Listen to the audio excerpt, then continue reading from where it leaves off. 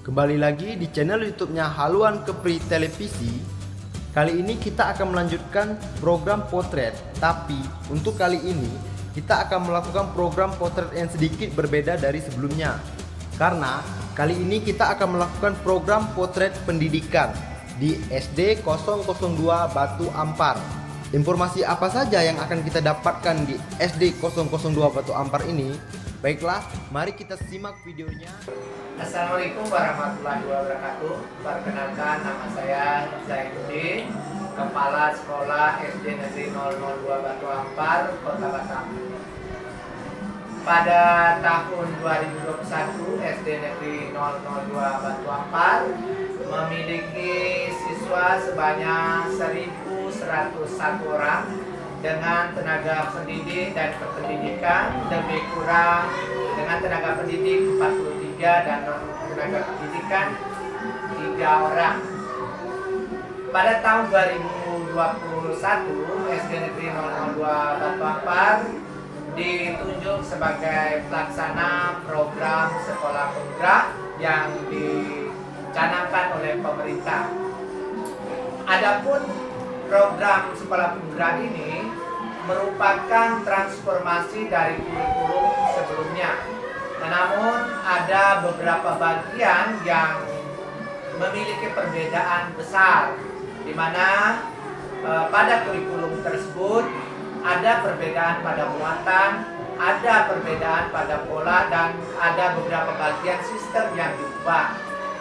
Pada kurikulum sebelumnya, kurikulum 13, itu ada yang namanya karakter terdiri dari 18 karakter, tetapi untuk program sekolah penggerak hanya memiliki tujuan 6 karakter saja, tetapi sudah masuk ke 18-nya di dalam 6 tersebut. Apa beda antara program sekolah penggerak dengan bukan sekolah penggerak? Ada beberapa bagian yang menjadi perbedaan yang cukup nampak di sini. Di antaranya, kalau dalam kurikulum 13 kita mengenal istilah KKN, tetapi pada kurikulum sekolah penggerak kita mengenal capaian pembelajaran.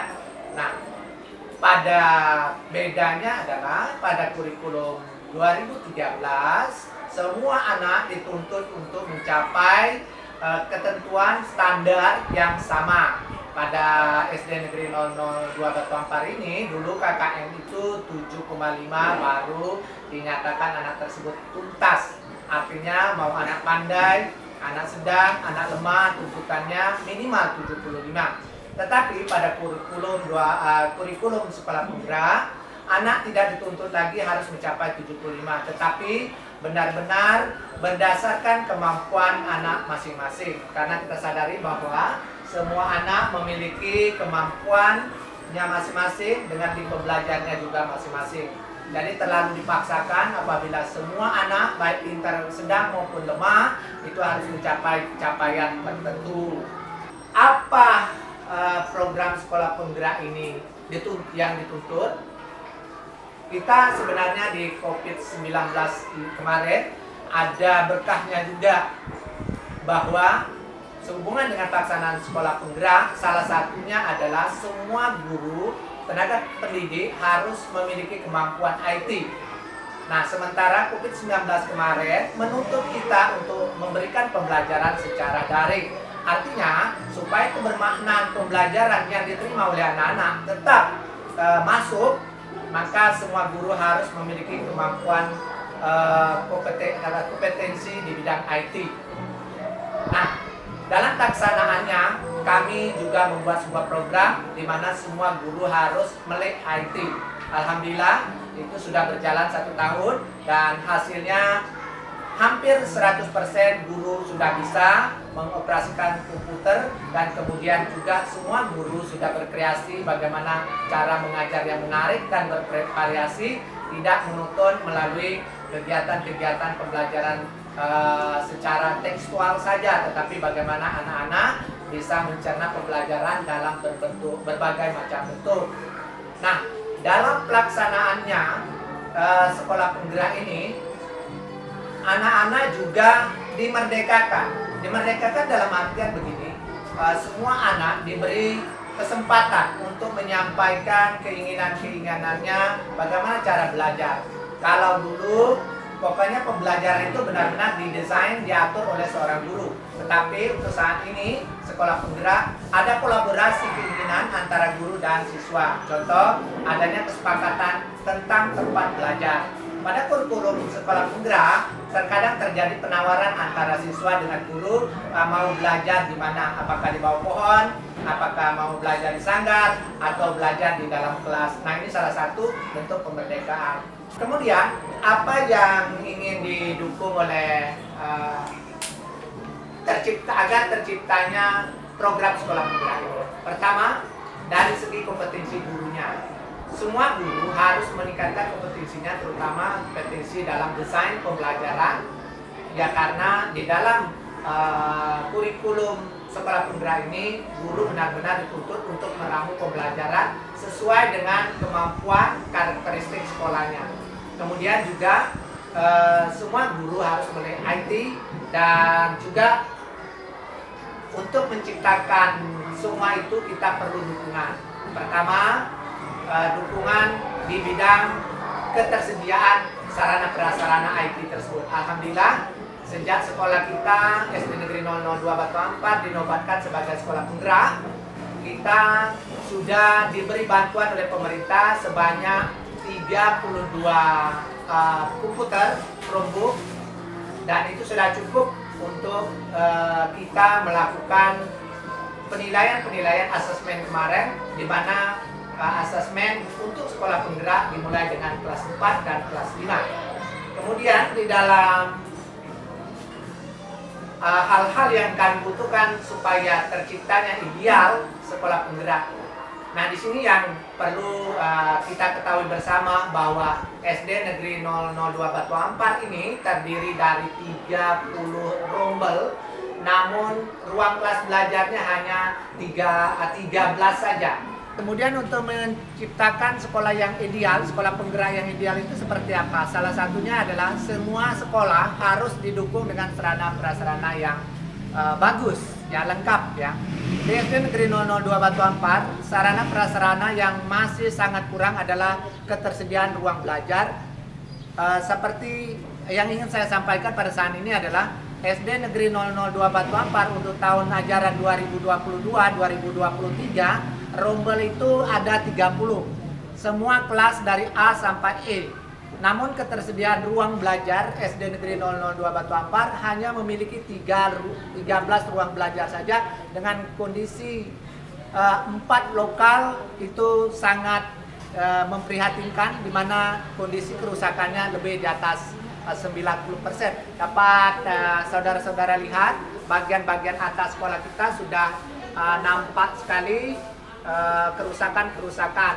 Ini sudah memang tidak bisa kita atasi dengan memasang pagu kembali, tetapi memang harus diganti semua komponen dan bagian-bagiannya. Nah, ini bukan hanya bagian teras saja, tetapi bagian dalam juga menjadi masalah. Kerusakan yang ada di teras tadi tidak hanya sampai di sana, tetapi merambah ke berbagai komponen seperti dalam kelas. Semua kelas yang 4 lokal tadi tidak ada lagi yang memiliki pagu. Namun untuk menciptakan sedikit kenyamanan, maka SD Negeri 002 Batu Ampar mengatasinya dengan cara memberikan pengamanan atau pelindung sementara berupa plastik yang kami pasang di kelas ini, sehingga anak-anak masih tetap nyaman meskipun sesungguhnya belum pada posisi nyaman yang sebenarnya.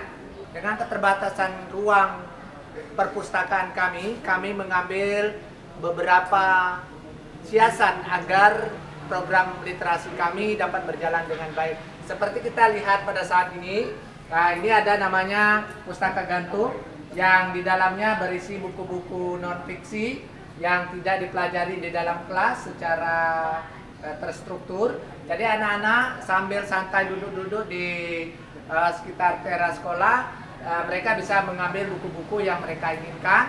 Dan ini sudah tersedia pustaka gantungnya di setiap depan kelas masing-masing. Kemudian untuk membudayakan bahwa di dalam topik kami adalah sampahku tanggung jawabku, anak-anak diajarkan untuk membudayakan dirinya membuang sampah pada tempatnya.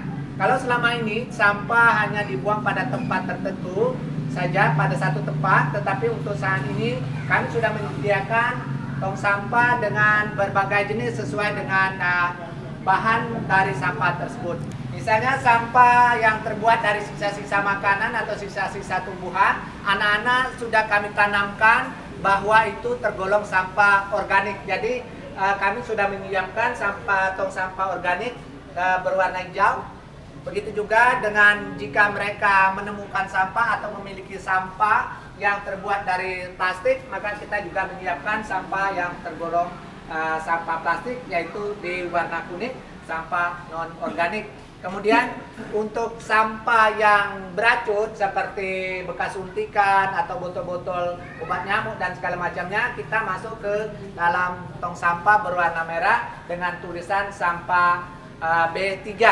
Nah, ini terus-menerus guru-guru lakukan sosialisasi supaya anak sadar betul bahwa sampah itu adalah musuh dan mereka harus bertanggung jawab untuk melawan musuh tersebut dengan menyadarkan dirinya bahwa dia memiliki tanggung jawab terhadap sampah yang nampak oleh dia atau yang menjadi bagian daripada tugas dia untuk membuang sampah kepada tempatnya. Kemudian untuk menjamin keterlaksanaan program sekolah penggerak, kita di samping selalu bersosialisasi kepada anak-anak dan masyarakat secara lisan, kita memberikan beberapa cara seperti memberikan gambar-gambar yang ada hubungannya dengan profil pelajar Pancasila. Nah, pada bagian ini kita perlihatkan kepada anak-anak dan orang tua ada dua karakter profil pelajar Pancasila, yaitu profil mandiri dan bernalar kritis. Pada bagian yang lain kita gambarkan 4 karakter yang lain. Nah, kemudian untuk terciptanya bagaimana sekolah yang berpihak kepada siswa, seperti tidak ada lagi sekolah itu mendengar atau terjadi proses pembulian, kita juga menerapkan saling berbagi, ya, bagaimana anak-anak menghargai satu sama lain. Di samping itu juga kita secara terus-menerus memastikan bahwa pada bagian-bagian tertentu ada slogan-slogan yang memberikan arahan kepada anak-anak untuk tidak membuli, kemudian membuang sampah pada tempatnya, dan lain-lain. Untuk menunjang keterlaksanaan dari program sekolah penggerak ini, SD Negeri 002 Batu Ampar tidak hanya meluluskan kepala sekolahnya sebagai pelaksana sekolah penggerak, tetapi SD Negeri 002 Batu Ampar dibantu oleh 5 orang guru, calon guru penggerak yang sudah dinyatakan lulus dan dalam pelatihan mendekati masa akhir pelatihan mereka.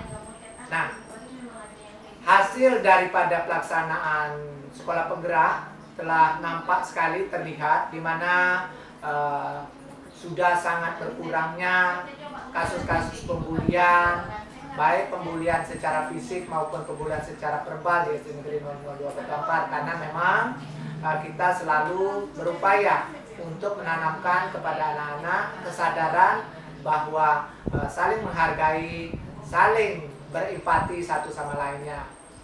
Hasil daripada kegiatan sekolah penggerak ini juga dibuktikan dengan banyaknya prestasi-prestasi yang telah kami raih turun waktu 2021 dan 2022 ini. Di antaranya adalah SD Negeri 002 Batu Ampar tahun lalu mendapat predikat juara 2 lomba Ki Hajar Dewantara dan maju sebagai finalis kegiatan tersebut di tingkat nasional. Kemudian beberapa minggu yang lalu juga kita mendapatkan predikat juara 1 pada posisi lomba drum, lomba dance, kemudian lomba fashion show dan lain-lain, karena bagian-bagian itu adalah bagian daripada ekskul yang ditangani oleh guru kita di sini. Selama saya di SD Negeri 002 Batu Ampar dari 2016 sampai hari ini, SD Negeri 002 Batu Ampar sudah mengantongi lebih kurang 200 lebih penghargaan yang diberikan oleh lembaga-lembaga tertentu atau pemerintah yang ada di Kota Batam. Terima kasih kepada semua pihak yang selama ini telah mendukung kami di dalam kegiatan program sekolah penggerak ini. Wassalamualaikum warahmatullahi wabarakatuh.